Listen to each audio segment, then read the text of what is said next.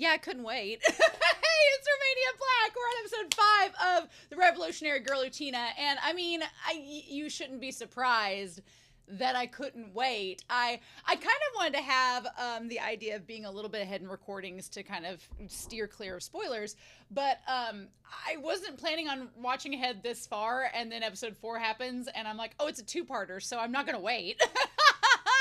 And we've just met Miki. We've met KIRYUU Miki, who is really cool. I like his character a lot, but there's something about Anthy, right? There's something about her. As soon as you got the ring on, it's like, once you get that ring, you are pretty much drawn to her, and the idea that she can make your desires a reality, and we're going to see how that pans out. So I have a feeling this is definitely a series I'm going to be speculating and theorizing about as we go. It's going to be a lot of fun, but I also have a feeling that it's going to throw some curveballs as we go that's going to complicate and change up my theories. So I'm really excited about that as we get to it. But yeah, so with that being said, I'm really excited, but I'm not gonna lie, and my dogs are gonna probably iterate because we just came in from outside. It is scorching hot. It's like the heat index today was 108 degrees Fahrenheit, which for some of you that may not seem like a lot, but for me it's humid. It's like 90% humidity. It's gross. I'm sweating. And so I was like, I didn't even try today. I was like, it is too warm to even think about trying to be cool, but it's okay. I'm luckily in a facility that has some air conditioning. How y'all in Europe do it, I don't know. But I'm lucky enough to say, you know, knock on wood, I'm good with air conditioning right now. But yeah, I'm pretty excited to see what's going to happen. I'm very curious. Miki has decided that it was pretty clear from the preview that he wants Anthy to be his bride because he wants to try to reconnect to his long-lost sister. There's clearly some backstory there. It looks like we're going to get that backstory in this episode. We got some stuff with KIRYUU last episode where he doesn't exactly know his desire. He just knows that Utena or Anthy is a way to get it. And then Nanami seems pretty clueless, but she don't got the ring yet. I feel like she's going to get one of those. And then Saionji is just pouting because he's lost twice to Utena. And Juri, who is our dreamsicle-haired girl with the curls, with the Shirley Temple curls, we don't know anything about her yet, except that she seems pretty close to Miki, so that's cool. But yeah, I'm pretty excited, y'all, to see what happens in episode 5. I want to give a very quick shout out to Anthony, who is able to get me these files. Thank you so much. Streaming services, you might want to add this series back. It's pretty good.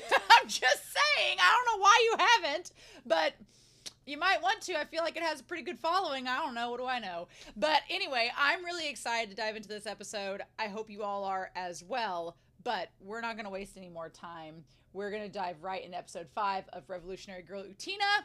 And we're going to do that here in 3, 2, 1. And let's go.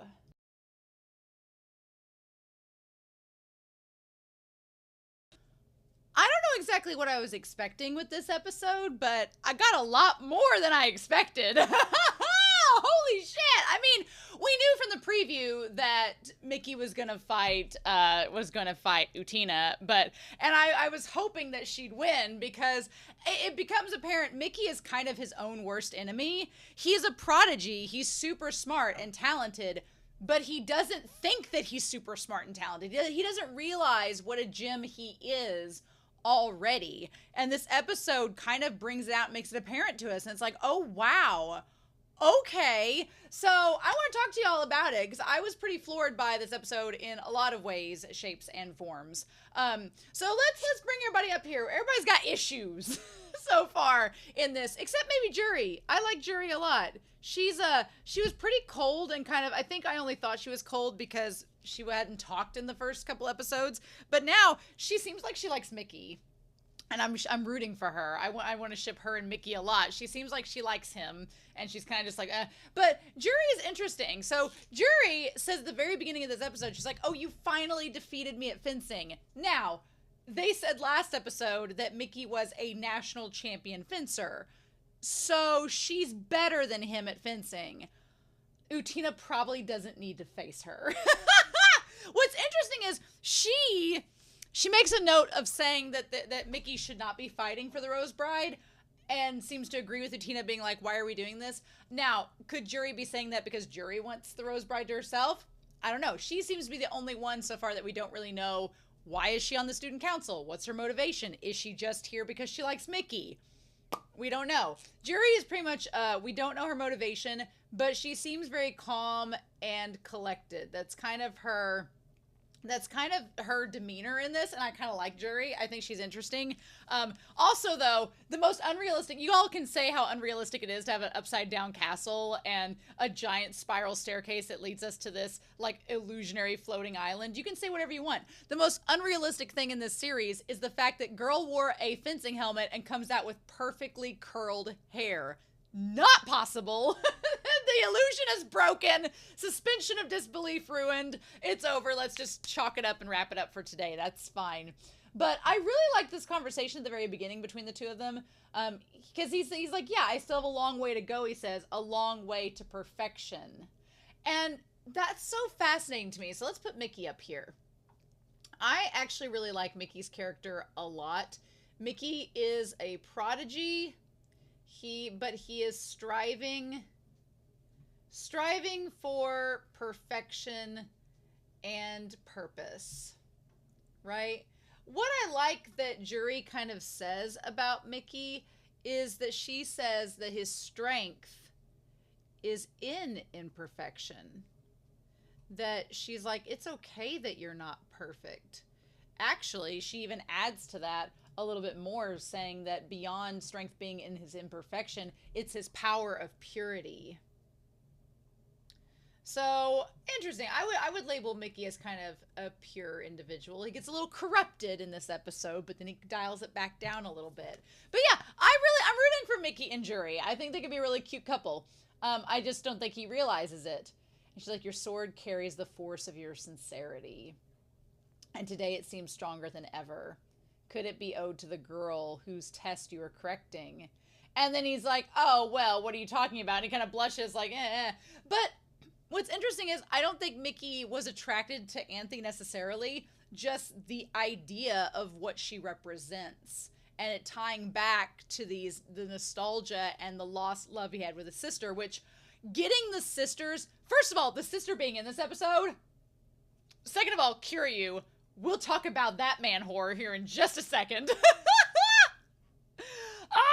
And then getting her perspective at the end of it all. That was kind of like the big icing on the cake, was getting her perspective and showing just how the two of them were looking at the same memory from a vastly different perspective. It was kind of amazing. We'll talk about it. I've got something I want to reference with it later. But he's like, oh, what are you talking about? And she's like, I don't think your sword is meant for fighting. I like this. So Jury believes that he's too sincere to fight. And I wholeheartedly agree. I feel like Miki, he should use his sword to protect people, but I don't think he's a dueler. I don't think it's going to work out. He's easily distracted, and he was easily thrown off of his game, and he easily lost to Utena when I think he could have stood a good chance of beating her had he been focused. I think Jury is the one who's not only calm and collected, but she has serious resolve. Now, what that has to do with Anthy, who knows? But she seems resolved. I like Jury's character a lot. I'm curious to see more of her. And from the previews, I'm going to guess based on the previews that we're going to find out how Nanami gets her ring next episode. How that happens, I don't know. But I feel like it's on the way. We'll just have to wait and see. But yeah. So anyway, starting this episode with the Sunlit Garden. It seems like for Anthy's character, let's put Anthy over here. With Anthy's character, it seems like the garden is really the only thing that is her own. It's the only freedom that she seems to have is to grow the garden and the roses. That seems to be the one thing that she enjoys doing. She takes pride in. It's her own. It doesn't seem to be connected to any of the other student council members. It's something that no one told her to do. She's able to just have the garden and have the roses, and that's her thing. That's all she gets.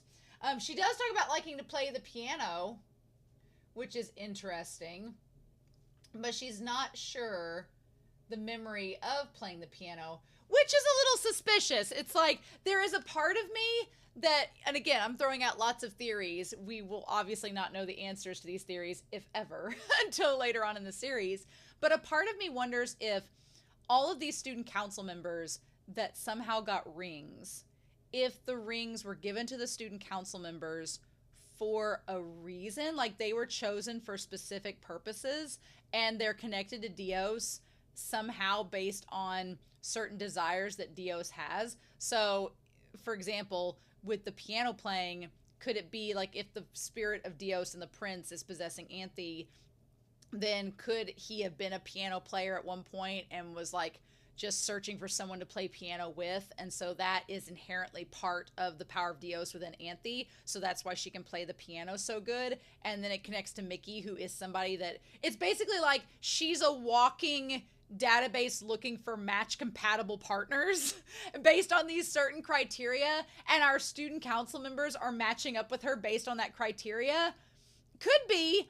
We'll have to wait and see what more we get info wise, but it seems like why else? It just seems like a random thing for her to just know that particular song on the piano, unless it was kind of like programmed into the power of Dios.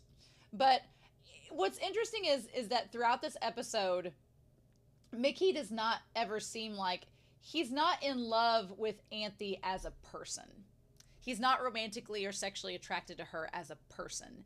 What he's attracted to is the nostalgia and the spirit that she brings that reminds him of his sister and reminds him of that lost nostalgia in a time when he was his happiest, is what it reminds him of. So he doesn't want to be with Anthy because he thinks that she's beautiful or thinks that she's, you know, romantically attracted. He wants to be with her because she reminds him of a time when he was happy as a kid. And since the horrible fight and split up between them, not necessarily a fight, but since the split up between them, he hasn't felt that same sense of happiness again, and he's looking to her to bring that back. So yeah, and it's so frustrating because it seems like all of them, what he is pining for, put pining on here, he is pining for nostalgia and a happier time, i.e. with his sister as kids. And Anthy is pretty innocent, so she has kind of the same, you know, sort of, she has the same kind of personality to her. Now, look at that. As far as what Jury pines after, we have no idea. We have no after. KIRYUU, we're gonna put KIRYUU up here. Oh my god. And then with Saionji and what he's pining after power and security. It seems security to be on top, which seems to like connect his own insecurities, and that's what he's after. Now Nanami, who we don't know much, she's been pining after her brother's love. How that's going to connect to Anthy, we don't exactly know. Saionji's was the easiest to know why he was doing this. It's like, nope, that makes sense. That makes perfect sense. Miki's is a bit more complicated. I feel like they're going to get more and more complicated as we go through each person. It's like collecting Pokemon badges. They're just going to get more and more complicated as we go, right? But he says this place is just like that garden, right? And it's very interesting that Miki is kind of just stuck in the past. Everything that he finds beauty in, it's not because it itself is beautiful, it's because it reminds him of something from his past that was beautiful. And he can't see the forest for the trees, you know? It's one of those moments. So I genuinely feel bad for Anthy, because Anthy, when she smiles back at him in this moment, she just thinks he's being nice. And she's like, yes, isn't this a great garden? Isn't this nice? I think the most sympathetic towards Anthy, towards Himamiya at this point, because she is like a genie. She doesn't have any autonomy for herself. She feels like she has to like something because her fiance likes it, not because she likes it. And the garden's really the only thing she has that she can kind of call her own. I also think it's interesting that there's some purple roses there and some orange roses. Kind of like there's all different colors of roses. Like I said, my mother had a peace rose bush and they are really hard to grow. So Kudos to her. I just like Choo Choo coming in on a skateboard is the most 90s thing that could have happened. It's like, it's not referenced anywhere else in the episode. It's just a moment. And it just gives Utena an excuse to come on the scene and see Anthy and Miki have a moment. And oh my God, I talked about Shin Ching Cho last episode. He's a character from Scum Villain Self-Saving System, which is a book I'm reading right now, based on a Chinese donghua, which is a boy's love, Donmai. You should watch those reactions if you get a chance. The story's insane, and I love it to pieces. But the main character in that series is the most oblivious character of anyone liking them that I've ever met in literature. And Utena's a close second. She's just like, oh, hey, am I interrupting something between you two? And I'm like, no, girl, you ain't. You are not interrupting anything. She's so oblivious. Oh, and Mickey's like, what are we doing? And he blushes and everything, but again, he's just kind of in love with this concept. And I agree with Choo Choo when he's got his head cocked, like, is it love or is it just a love of nostalgia? So, interestingly, my thing is, at this point, Utena seems like totally fine with Himamiya doing whatever she wants. But Utena's whole thing, we'll put Utena over here. Utena's whole thing is that she wants Anthy to do what she wants. She does not want her to be bossed around. That's her whole thing. That's why she got mad at Saionji, because he was just bossing her around, right? And she wasn't happy. So Utena's whole MO is, as long as you're happy, Himamiya, I don't care what you do. And the problem is, with it all, is that Utena seems to be the only one that doesn't want Himamiya for a specific reason. She just wants Himamiya happy, but the problem is that Himamiya cannot have autonomy for herself. She has to do whatever her fiance tells her. So the stalemate in all of this is that Utena's like, fine, well, as long as you're with me, I don't care what you do. Do what you want. I don't care.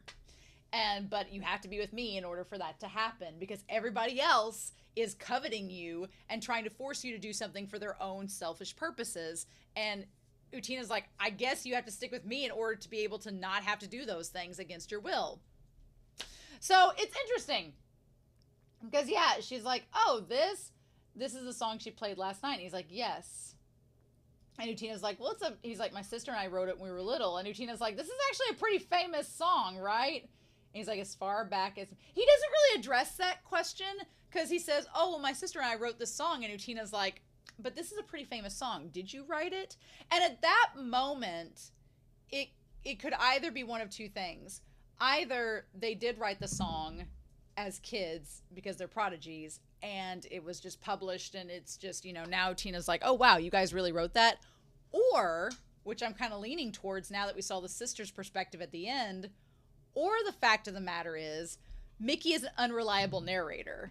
Miki is an unreliable narrator, and we only get his side of the story until the very end when we get the sister's side, and we realize that it's not exactly the way that he remembers it. He's looking through very, case in point with this series, rose-colored glasses to see the past, and his sister has a very different view of it. And I'm like, oh, that makes this so much cooler. It makes this so much more interesting.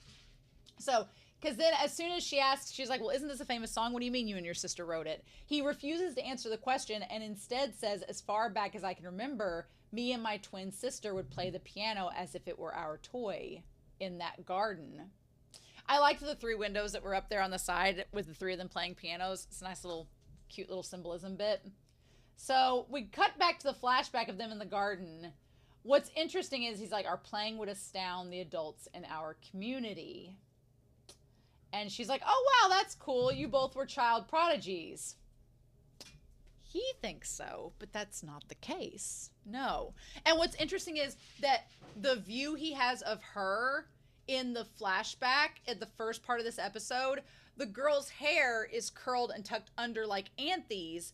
But then when we go back to that moment at the end of the episode, when he does remember, her hair doesn't look like that at all. It looks like the sisters in the actual high school. So it's like, he's not reliable. His memories are kind of getting blurred by Anthy having that same timbre.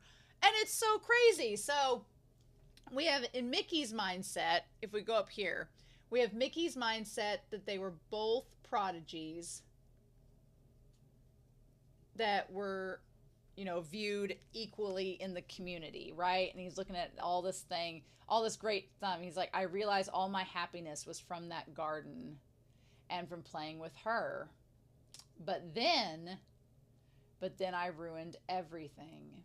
The whole idea that he remembers his sister with Anthy's hair in that scene. What's interesting is that it's like Anthy has merged with his memories of nostalgia and made him remember a certain way. I'm wondering if that's going to be the case with the others when we get their flashbacks, if we get them. But in Utena's flashback, the prince looks kind of like Anthy. Not totally, but kind of. So what's up with that? So I'm curious, like, is that part of Anthy, like, mixing up the memories? We'll just have to see. But, so then he talks about that they were supposed to do a concert. And so I love the idea of the bird in the cage. Because at first I was wondering what the purpose of the bird in the cage is, other than representing Anthy, because the whole garden that she works in is literally a bird cage.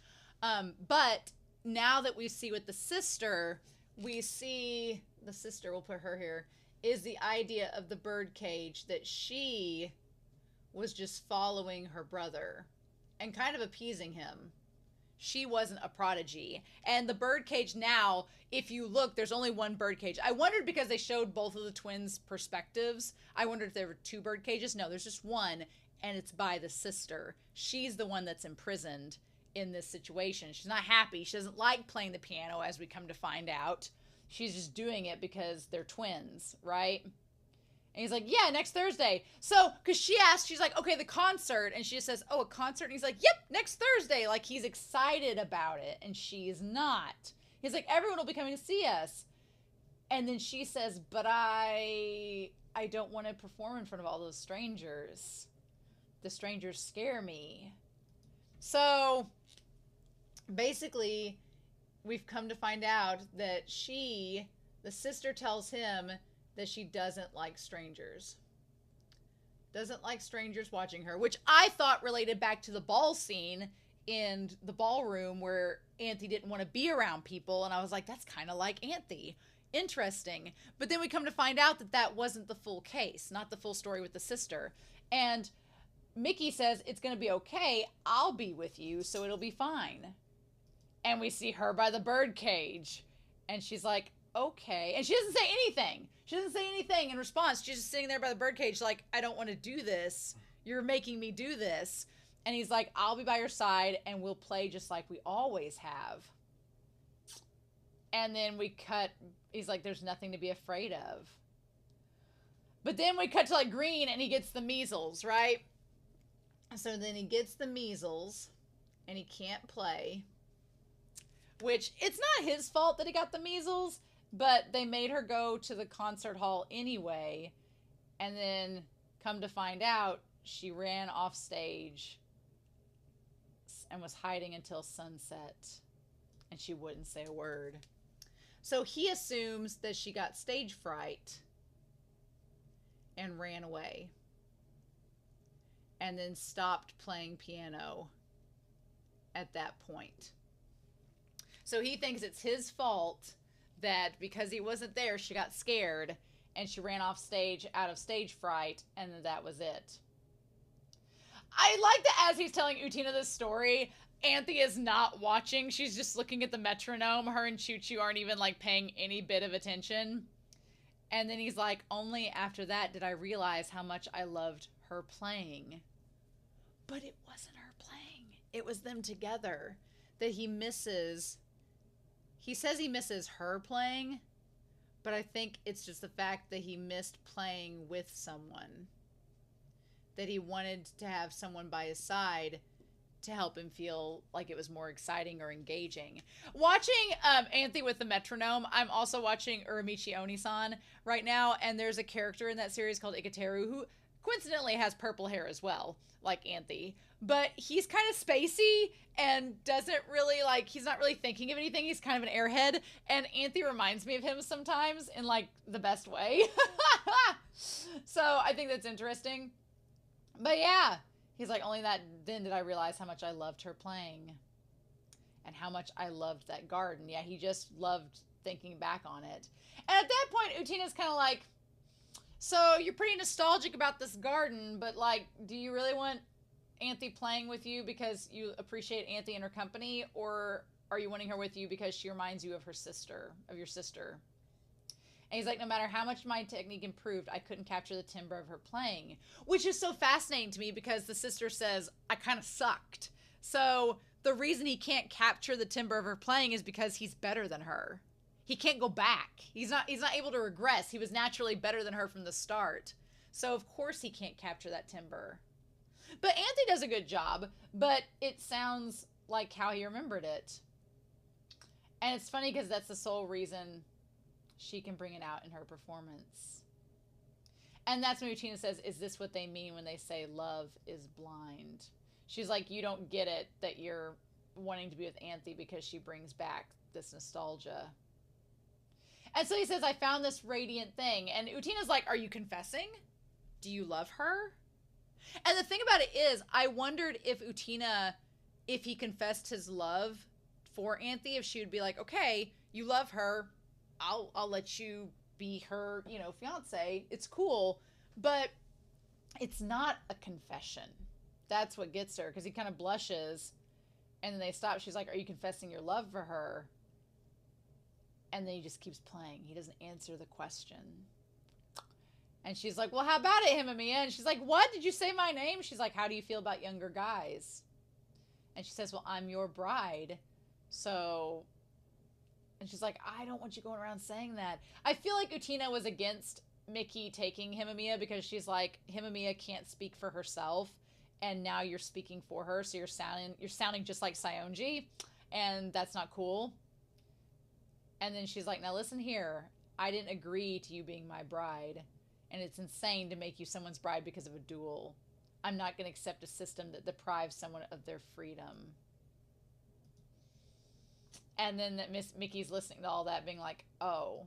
So yeah, Utena is like, she does not like the student council. And she's like, they're depriving you of your freedom. I don't like it. You shouldn't have to do whatever I tell you to just because I want a duel. It's not fair. So then Miki seems to get the idea that, well, to solve said problem, we'll just dissolve the council and dissolve this whole thing. And then Utena won't have to keep tabs over Himamiya. But it seems a lot more complicated than that. I don't think dissolving the council is going to stop the fact that Himamiya is listening to people. I think the council is just a way to organize the situation and make it to where it's not a free-for-all and to keep things in check. But I don't know if you can dissolve the system. I don't even know if Mickey's proposal is acceptable, right? So they go up here, and we have the table with the egg on, the table with the chair with the apple. It's a very Shaft move, very Neon Genesis Evangelion move. I'm reminded of Madoka Magica and Neon Genesis with this apple on a random chair. Why not? So we have the apple. I'm gonna put the apple over here. That starts out as full on a chair. So fascinating.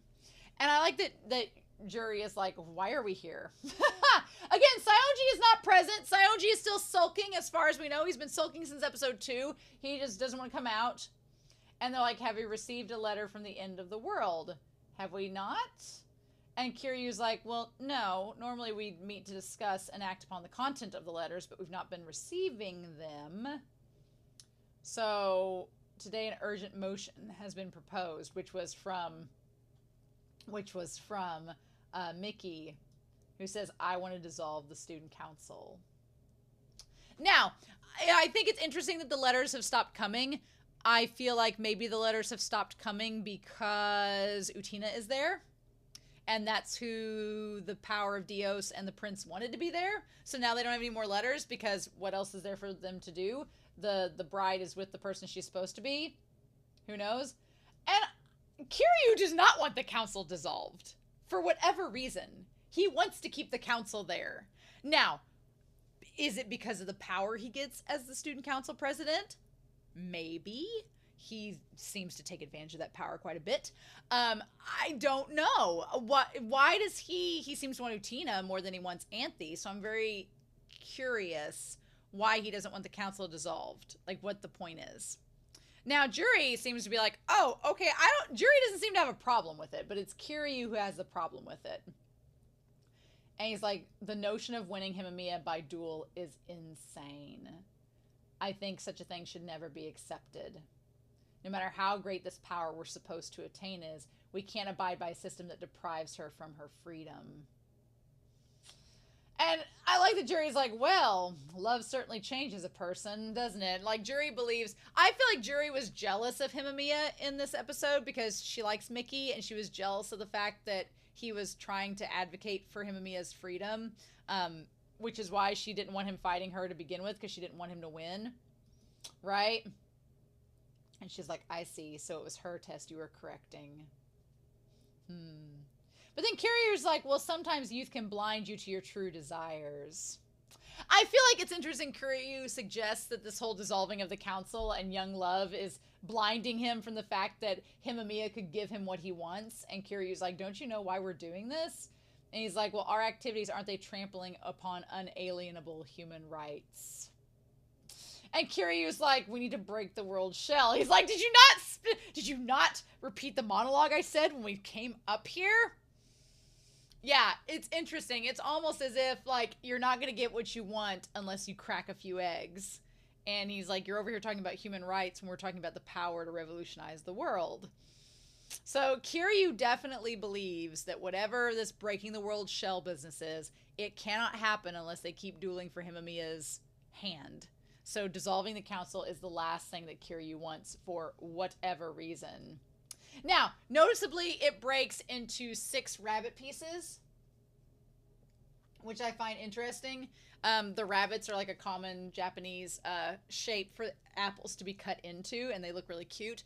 But 6 pieces. You have Miki, you have Saionji, you have KIRYUU, you have Jury, you have Nanami, and you have Utena. You have 6 people vying for Himamiya's hand, the power to revolutionize the world. I'm just saying, I feel like that's the case. So then, interestingly enough, we have this scene, which came out of nowhere to me, and it's of Miki going to practice the piano, and he opens the door, and his twin runs into him with her scarf undone, her skirt not zipped up either, and she looks just like now that I see her with the screen paused, she looks like Miki with the same eyes, just with purple hair, and the hair ends are flipped out instead of curled like Himamiya's. This scene where she's like, oh, and Miki does not look happy to see her. He doesn't. It's almost like he's disappointed that she's different than him now, that she's not the same person she was before. But the funny thing is, she was never the person that he thought she was before. That's the part that's crazy. She's the reality that his nostalgia is incorrect. And that fascinates me to no end. Because he goes to move past her and she kind of blocks the door from him. And then we see the purple rose here, or the blue rose, and she's like, well, that wasn't very friendly. And she's like, get out of my way. You dropped your sheet music. It's like, so she said, are we giving it another try? As she like puts her skirt up. And he says, I don't expect anything of someone like you. As if you had the will to play. What are you even doing here? What's so fascinating to me is, like, that's his twin sister. That's the person he should be connecting with, right? That should be the person he should be trying to get. I thought she had, like, moved to another school. I thought she, at first, before we started this episode, I thought she was dead. I thought she died. But no. And so when we got that whole thing about her not playing piano again, I thought maybe she was, like, homebound, or she'd moved to another school, or she, like, just wasn't coming, or something like that. Also, I'm realizing that the tie she wears is the same tie that Choo Choo wears, so that's cute. But yeah, no, I thought that something had happened to prevent her from coming to school, but the insane thing is she's right in front of him, but she clearly doesn't want to play anymore. And so, what's interesting is that rather mend the present, He is trying to cling to the past. He can't accept how she is now, which interestingly has been kind of how she's always been. He can't accept that, and he can't move towards a future with her. Instead, he like literally is trying to cling to the past and create a future that imitates it when it's not possible. Because I'm like, you're missing this chance to play with her or to try to. And he's like, what are you even doing here? And then she's like, nothing special. I'm free to come here if I feel like it. The music room isn't just for playing piano. And then Miki's like, well, you could tell he gets a little sad there. Like he, you know, missed an opportunity to talk to her. And they're like, well, good morning, how are you? And she's like, oh, just fine. I am stunned. I am stunned by the shit stirring that has just occurred with this slut, KIRYUU. I feel confident calling him a slut because I'm like, you had morning sex on a piano in Miki's piano, you dirty dog. How dare you? Like, he did that on purpose. What a trollop. What a harlot. I gave Nanami a hard time. KIRYUU is the dangerous one. KIRYUU is the dangerous one, indeed. And just sitting there, standing there, so proud. I'm like, there's a reason this voice actor's playing him. He's like, oh, good morning, Kaoru Miki-kun. Sitting there with his damn abs and pecs on display like a damn harlot. And Miki's like, you were like defiling my sister. And it seemed pretty consensual though. So it seemed pretty consensual, but KIRYUU knew exactly what he was doing. The shit stirring. I am surprised that Miki didn't punch him, if I'm being honest. He's like, your sister's as cute as you. Which is basically KIRYUU, our pansexual king, is like, I think he would do it with anybody that breathes and is willing to, right? So he's like, I could do it with you if you want. And just as earnest. Oh my God, I would have slapped him. Be like, you... Yeah, and I think Miki was about to, like, she was stalking slowly towards KIRYUU, about to slap the bejesus out of him, like, how dare you, sir? But then Himamiya shows up, and she's like, oh, hey, good morning. And KIRYUU saying you have to seize and protect the things most precious to you with your own hands. That is some manipulative shit right there, because he knows that Miki is protective. Oddly enough, it's like Miki doesn't think he can protect his sister anymore, and he feels like he's failed her, so he has no right to protect her, right? But he feels like with Himamiya, there's something there that he actually has the opportunity to protect. And KIRYUU's like, yeah, you might want to get on that in case of, you know, before somebody else wins her over, and then you won't have her at all. And it's like, oh my God. KIRYUU's like, we can't dissolve the council, or just anybody might try to get her. People are not above stealing, Miki.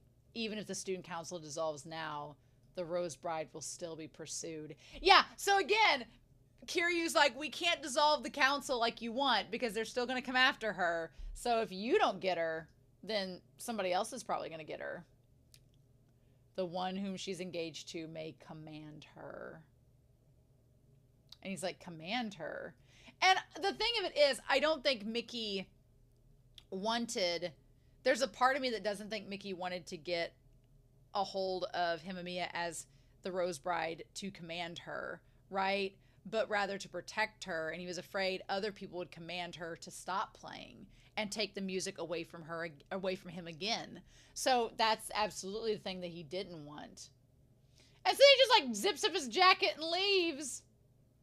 And she's back to playing the piano. And then that whole command her thing comes back when she tells him that she's like, well, you know, I've been playing since I was little, but I can't remember clearly.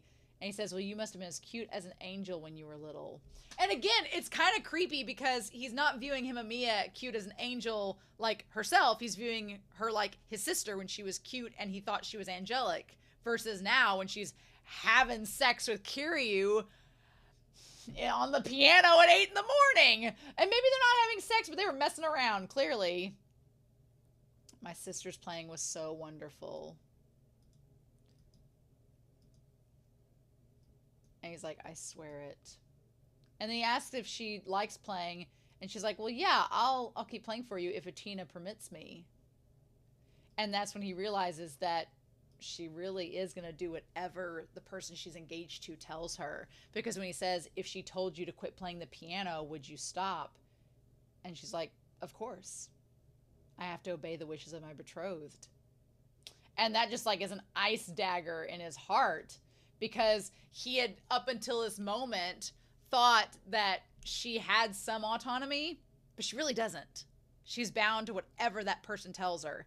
Now, the logical solution to this would be to go talk to Utena and be like, hey, can she keep playing piano for me because I really like it? And Utena probably would have been like, yeah, if she wants to, I guess. But the thing is, KIRYUU has like placed that little needle into his heart and poisoned it and corrupted it and started to make him think that if there's a chance Utena tells her to stop, she will, and he can't stand the idea of that. And then this montage where it's like silk curtains and the silk bed, like the wind howling through the window, and there's KIRYUU with his bosom exposed, and he's like, only the one the bride's engaged to may command her.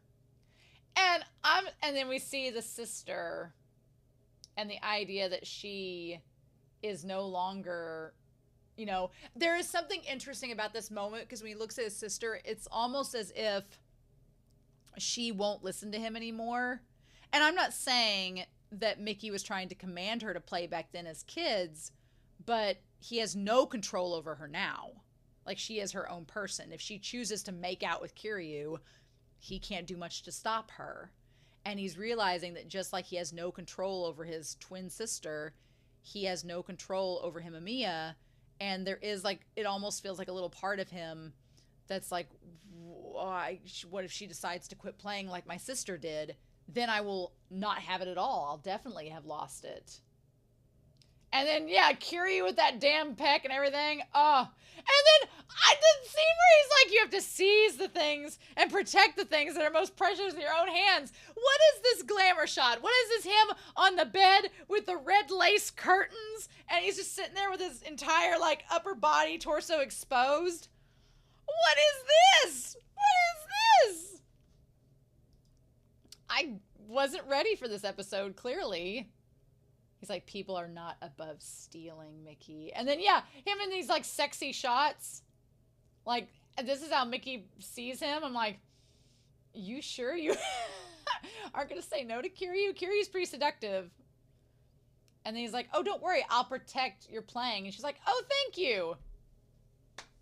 And him is just like, okay, I guess. Sure thing. But the thing that's so heartbreaking is we don't really know, other than the garden, if Himamiya even really cares for what he's trying to protect, because she doesn't really have any autonomy. That's the part that sucks.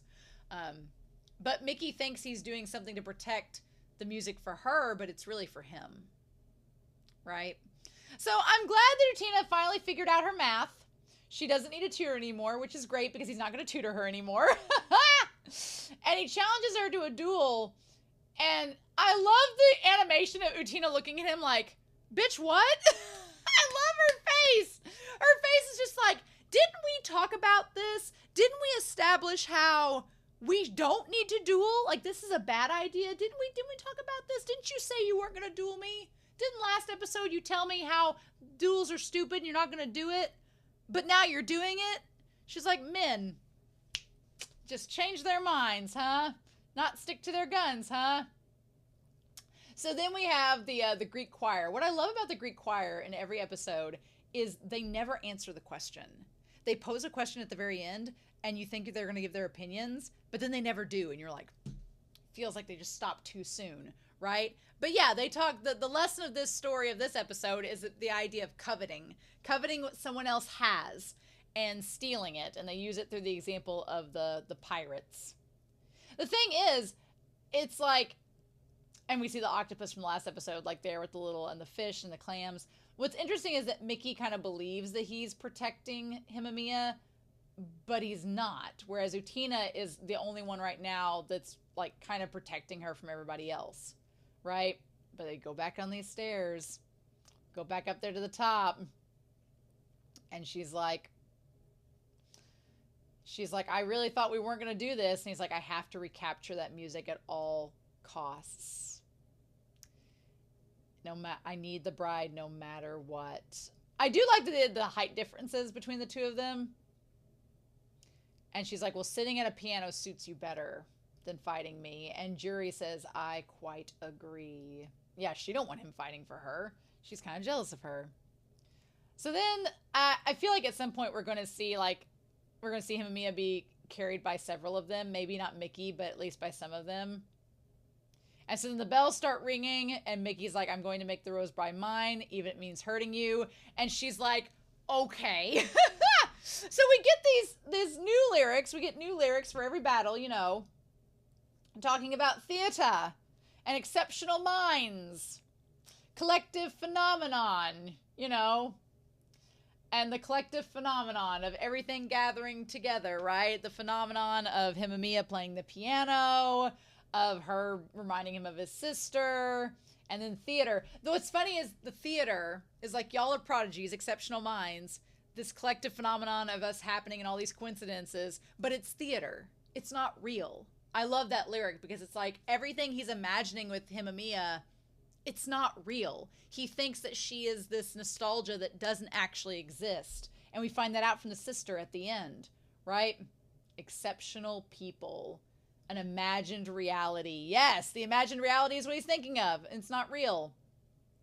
And then it says here, an operating table, a wrecked ship. So the operating table is like sewing things back together and creating this narrative that doesn't necessarily exist. It's just what you make of it. And the wrecked ship is like this boat that you'd been sailing on is not existent. And this whole experience that kind of like wrecked his plans, right? So then what's the other lyrics that we have on here? A genuine play. The Spira Mirabilis. So a genuine play, we kind of get the, we get the information there. But let me get up here, the Spirala, what is this? Mirabilis. People have looked this up. Probably the people for this series. So what it is, oh, it's an orchestra. The Spira Mirabilis is a project, a space created to stop the fast routine of making concerts with little time for rehearsing. Its main goal is studying and spending time to learn as much as possible about each score and its structure and language with the intention of a common collective interpretation. It was based from the town of Formigine in Italy, but it had residencies in Germany, UK, Switzerland, France, and Poland. It takes inspiration from the marvelous spiral of 17th century Swiss mathematician Jacob Bernoulli, who called the mathematical curve the logarithmic spiral for its property of self-similarity. Well, self-similarity, it's like the similarity between him and Mia and the sister, right? And the spiral. Okay. Interesting. So that's fascinating. So that's what we have in this episode here. Okay. A genuine play, and she's talking about the similarities between them. Okay, cool. So then other lyrics we get: whirlpools, spirals. Yes, yes indeed. We have ships, we have wrecked ships, pirates, forever changing. Interesting. And then the dream of Scipio. So Scipio, what the heck is Scipio? The dream of Scipio. Again, it's a novel. Okay. The Dream of Scipio is a novel by Lane Pears, set in Provence, set at the collapse of the Roman Empire in the 5th century. The story of each man is woven through the narrative, all linked. There's 3 men that are followed, all linked by the Dream of Scipio, written by Manlius and rediscovered by Olivier and Julian. Inspired by the teachings of Sophia, a Neoplatonist philosopher and the daughter of a student of Hypatia, Manlius composes the text to justify the decisions he takes when facing an attack by the Visigoths and the Burgundians, with a little support from Rome. Religious issues, how politics have influenced religious tolerance, shape the 3 stories. They're linked by other political decisions to use specifically Jews as scapegoats. The 3 stories are united by an extended deliberation, how one resolves ethical conflicts, emotional commitments, and the quest for the true meaning of human life. Oh, well, that seems to tie to this story just a wee bit. So we have the idea of ethical conflicts, emotional commitment, and the quest for the meaning of life. Okay, well, if we're talking about 3 men in this story, then to me, it would seem like your 3 men are Miki and KIRYUU and Saionji would be your 3 men, because then you have your 3 women, Utena and Nanami and Juri. So if you're looking at each of them having issues with emotional commitment, ethical conflicts, and the meaning of life, I think all 3 of them could fit into that category in some way, shape, or form. So fascinating. All right. I finished Psychopaths, and I started a series that also deals with a book club. I'm excited. Nice. So then theater. Yep. And then illusory minds. Perpetual motion. Everything's still in motion, right? The idea of theater. Illusory people. Perpetual structure. At this point, the course is just saying it out. An ammonite shell and alchemy. We know what alchemy is. What is ammonite? Did we go over that again? Has that been a thing? Ammonite shell. Oh yeah, they're like the fossils. We did talk about the fossils in the last time we had a duel. It's been a little bit. And then, yes, scarab, aspire. Yep. All going back to these animals. Ever dying, just to live again. So like repeating the cycle. Reincarnation. Who knows? You know, how this song and dance goes. The wondrous whirlpool. It makes me think a little bit of Berserk. In Berserk, there's a volume a few weeks back that I just read where one of the characters talks about karma, saying that karma is a circle, and the other character's like, no, karma is a spiral. It's not a full circle. Not everything that happens is bound to happen exactly the same way again, but it can spiral. So I'm like, that seems to relate a lot to this series. So, Snail, talking about the pacing of it, that it's slow, the time is slow, a never-ending theater. So yeah, so then they, on the geometric stage, these lyrics that get me. And so then Miki says that as they're dueling, he's like, I won't lose, she believes in me. And he looks over to Anthy and says, of the mystery, the geometric stage of the mystery of life and death. And she's like, Utena-sama, get him! She does not believe in him. She believes in whoever she's engaged to. And that just completely shatters him. Exuent all. And then the word exuent, our word of the day, means to come or go out, to exit. Everyone exits. And that's it. Death, rebirth, death, rebirth, death, rebirth. I feel like that's theme in this story. We just don't know the full extent of it yet. But yeah. Yep. So then Juri's like, well, shit, there went that. And Miki ends up losing the match. He's like, why can't I find someone to be my radiant thing? And the thing about it is, it's like, Miki, you keep thinking that these things around you are going to be something that you have within you this whole time. Like, as we find out from the sister, the music and the timbre, it's within you. You just don't believe in yourself. And you don't believe it's possible. So he's like, you're looking for something that doesn't exist. You're looking for something that's in you, not anyone else. And it's really kind of sad. I'm like, damn. And Anthy thanks him. She's like, oh, thank you for everything. Won't you teach me next time? And it's like, yeah. Anthy's like, hey, this duel is fun and everything, but you could just play piano for me whenever you want to. And Mickey's like, what? I hope he does. I hope they do play piano in the future, because I don't want it to just be like a one-off. This is, you know, the last time it's ever going to happen. Which he comes back to Utena and he's like, I'll get you next time. And Utena's like, did we not learn anything from this duel? So this part here is what made the episode for me, is when the friend has the talk with the sister saying, did you really play back in the day? And she's like, even I could do better than that. She's like, I never had the talent. So the sister said that she never had the talent. It was all her brother, not even the interest. And she said she did not have the interest. She was just playing. They're like, then why'd you play?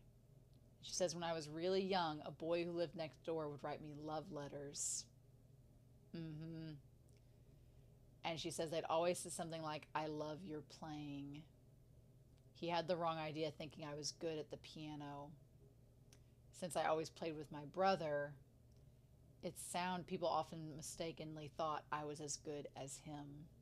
So she only played because this guy that she liked wrote her love letters, and she thought that he would like her if she kept playing with her brother because it sounded good. And a part of you wonders, like, is part of her love of playing the piano at the time only because she was doing it to, like, win this boy over, and if it hadn't been for the love letters, she would have stopped this a long time ago? The whole idea of love is blind, it just complicates even more in this moment. And so then she says, since he's a genius, he can make up for my piano playing no matter how bad it was. And then we see the actual memory. But one time we had a concert coming up and he got sick and everything fell apart. And everyone found out I couldn't do any of it by myself. And she's like, and then that's why I stopped playing, because I couldn't fool anybody. They all figured out I was terrible. And I couldn't. And the thing of it is, she's like, she couldn't let her brother figure it out either. She's like, she couldn't reveal to her brother just how bad she was. And they're like, well, your brother's really cool, isn't he? And she's like, I guess. Oh. So the thing that gets me about that is it reminds me about, there was a book that I read in grad school. There's 2 books. And I've talked about this with another show on the channel, but in grad school we had a class and we read, there were 2 books, A Beautiful Boy and Tweak. A Beautiful Boy, it's been adapted into a movie. It had Steve Carell in it. I've not seen the movie because I really like the book, so I'm afraid the movie wouldn't do it justice. But the 2 books are written by, Beautiful Boy is written by the father, David, and Tweak is written by Nick, the son. And both of them talk about the son, Nick, and his drug addiction that he had. They're really good. I really recommend both books. Tweak and Beautiful Boy are good. I like Tweak a little bit more, but this is where I'm getting at. Our class was split in half, and half of us read Tweak first, half of us read Beautiful Boy first, and then we switched and read the other book, and then we came back together and talked about it. And the thing that kind of stood out the most was, depending on which book you read first is kind of the person you sort of sided with the most in the story, because they both talk about the same events. But Tweak, for me, reading Tweak first, I felt a lot more sympathetic towards Nick, the son, and what he goes through, because he has some like bad relationships with his dad in the book. But then in Beautiful Boy, the dad doesn't really talk about those. He talks about his son and about being a dad and how hard it is. And so the people that read Beautiful Boy first, especially the parents, they sided with David a lot. And then those of us that didn't have kids and we read Nick's side first, we were like, oh no, Nick is the one that has the better story. So what is interesting about it in relation to this episode is it kind of talks about how 2 different people can look at a memory from 2 very different perspectives. And unless you know each person knows each other's perspective perfectly, it will often come across to the audience as 2 very different stories, even though it's the same event.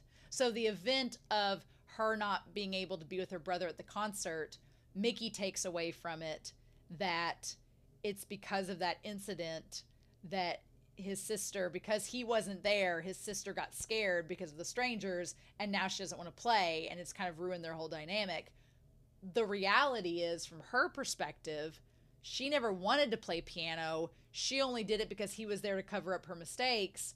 And once it was found out she made all these flaws, she didn't want to do it anymore. And she never even wanted to do it to begin with, because I'm sure the boy next door found out she sucked and then didn't write her any love letters anymore, so there was no more reason for her to do it in the first place. So again, it's like this, Miki's whole idea of the playing and the music was all in his head. It was all an illusion. It wasn't real. And then he goes and tells her he's a dueler again, and Utena's like, come on. She's just like, no, why? Why are we doing this? No, how about we don't? And it's absolutely hilarious. But yeah, I talked for an hour about this episode. A lot more than last week, but oh, this episode was so good. I was not ready for this episode. That's for dang sure. So yeah.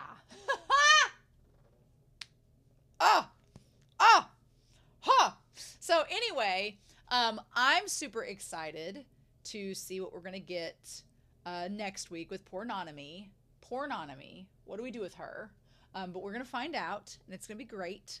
So I'm super curious to know your thoughts down below about this episode and what you thought about Miki and the conclusion of this little two-parter. In the meantime, I hope y'all have a wonderful week. Please stay safe, take care, and I'll be back next week with episode 6 of Revolutionary Girl Utena. Bye!